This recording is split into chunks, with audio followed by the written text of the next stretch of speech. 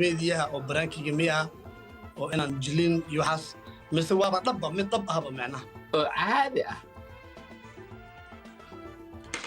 emotionalkii ma qarsanaa intaa kadib maarish walaal markuu maqal qadka ma gacan ya ma maqlin King CK ayaa live ku weydiistay Marish Beauty inay ka aqbasho guur uuna jeclaan lahaa nolosha inuu la qaybsado maadaama ay tahay single. Live uu Ayub Karle iskula jireen ayaa la weydiiyey yaa jeclaan lahayd inaad nolosha la wadaagto aad public ku weydiisan lahayd xiriir dhab ah qof caan ah ala sameyn lahayd oona mar walba aad jeceshahay inaad nolosha la wadaagto yaa waaye.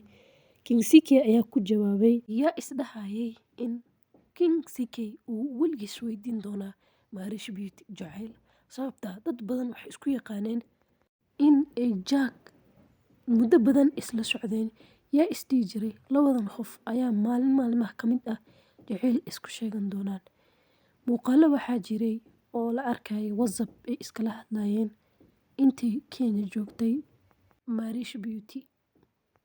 Laga yaabaa maalimihii ay isla hadlayeen in uu weydiistay jacayl ay ku adkeyn jirtay sababta ah qof walba ayaa la yaabayaa qof walba wuu ogyahay in ay Jack la socotay in ay Jack xiriir dhex mareen haddii lagu arki lahaa King CK fans badan ayaa ku kici lahaa dad badanna way la yaabi lahaayeen laakiin maanta ay noqotay freedom ayna ka fogaatay publicna ee mar walba ku dhaxday ani iyo Jack walaaltinimo iyo saaxiibtinimo ee ka dambeysay rag badan ayaa soo damceen ku jiray King CK. Markii la weydiiyey maxaa ku dooratay Marish wuxuu dhahay waa single anigana single ahay gabar qurux badan oo shaqaysato maxaan u diidayaa. Maalimahan badan ayaa ku jiray labadan qof in uu wax ka dhexeeyo mida kale dadka caanka ah kama cabsadaan ceeb miyaa qof walba wuu ogaa Jack inuu ku jiray nolosha Marish. CK Janice yar ayuu sugayay dad badan ayaa rabeen inay labadooda kala fogaadaan hadda maanta qof labadooda Jack iyo Marish public ku dhahay ma jiro waa isla soconay bal dad badan ayaa oqaaneen xiriirkooda inuu sir ahaa hadda dadkii sugayeen ka mid ahay King CK waa la qaban yahay waxay leeyihiin Jack asaga Janice iska hadlayay qof walba wuxuu Janice raadis maanta waan ogsoonahay youtuberada Soomaalida inta badan ma xishoodaan oo kama cabsadaan dadka oo ma dhahayaan walaalkii meeluu galay maxaa uga dabagalayaa. King CK iyo Marish Beauty yaa weligood xitaa jacayl isku sheeganaya mise xiriir sameynaya yaa isdhihi jiray dad la isku qabanin ayaa jiray hadda ma dhihi karnaa Samiixa Khaliil iyo Qurux ku dhiig leh ayaa jacayl wada wax isku soo bixin waay sababta Marish Beauty waxaa lagu yaqaanay inay boqorada Jack ay ahayd Qurux ku dhiig leh boqoradiisa ay ahayd ee xitaa sheekooyin waxaa jiray ay rabtay inay u soo dacwaato hadda waa aragtay waxa soo kala dhexgalay King CK meeluu King CK soo galana inta badan dab ayaa jira.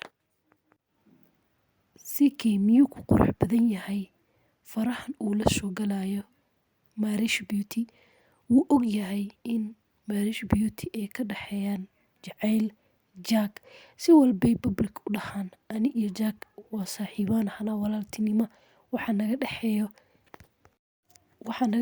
jacayl run ma aha ee walaaltinimo si walbay u dhahaan miyay qurux badan tahay in uu CK soo faragasho Marish laga yaabaa in Jack uu waxan ka quruxsaneen nin ma jeclo qofkiisa inay faraha la soo galo King CK maanta wuxuu rabo macaanima oo magac ku darso ayuu leeyahay oo dab cusub isku kici mise sidana ogtihiin King CK wuxuu jecel yahay labada qof oo isdagaalsan mise labada qof isjecel inuu dab ka kiciyo si uu viewskiisa ugu bato isagoo xumaan ka ahayn qof walbo YouTuber ah waa shaqo YouTuber leeyihiin qof walbo internetka ku jiro in waxyaalo dagaal uu farax la galo si qofkaas uu views ku helo weligii aan isma dhaxaynin Marish Beauty iyo King CK ayaa jacayl ka dambeyn doono markii hore la isku yaqaanin King CK iyo Marish inay xitaa asxaab yihiin oo dad isla hadlaan muuqaalkii dambeeyay ee ka hadlaysay Darisla Cabdi lugaha la marisay ayaa lagu arkay ayadoo la qoslayso King CK. Haddaba sheekadii miyaa isku beddeshay jacayl? Run may ka tahay King CK in uu Maariish jacayl la qaybsamo uu xitaa codsaday guur? Subxaanallah, waa la yaab. Dad aan weligaa isdhehaynin in ay isu kaansanayaan ayaa farax isla soo galeen. Laga yaabaa in King CK uu ku raadsanayo caannimo, uu leeyahay subscriber-ka ku darso. Waa aragteen King CK waxa u daran waa views iyo subscriber. YouTuber walbana meel walba ayuu u galayaa views, wuxuu dhahayaa record jabi. Mida kalena laga yaabaa inuu calaf jiro, maadaama ay dhahday Maariish Beauty ani single ahay oo madax bannaan yahay. In walbo malaayiin dollarkiisa dhiiban karo diyaar way u tahay. Jack Janiska asaga waay qurux ku dhiigle Janiski uu isticmaalahaa uu ka faa'iideysan waayey. Qurux ku dhiigle gabar qurux badanaa soo martay, marar badan wuu awoodi karay inuu doonto. Maanta maadaama ay dhahday ani free yahay, raggan uma maleynay inay ku khaldan yihiin. Si walba u quraxsaneen qof walaalka ah meel ku jiray inaad soo faragashta, balse ay dhahday Maariish Beauty ani single ahay. Yaa daynaya oo qof walba ayaa damcaya, qof walba ayaa soo raadsanaya. Hadda haddii labadan ay jacayl sameeyaan ee xitaa isguursadaan, miyaa u malaynaysaa xiriirkii King CK iyo qurux ku dhiigle inuu soo soconayo, inuu sidii ahaanayo? Waxyaalo badan ayaa iska bedelmanaya.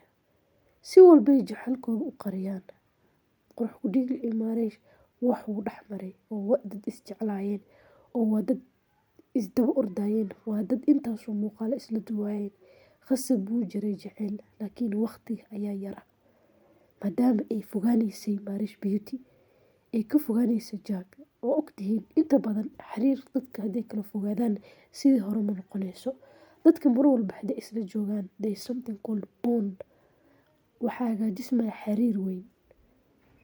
Hadda maanta Maariish Beauty way ka fogaatay qurux ku dhiigle.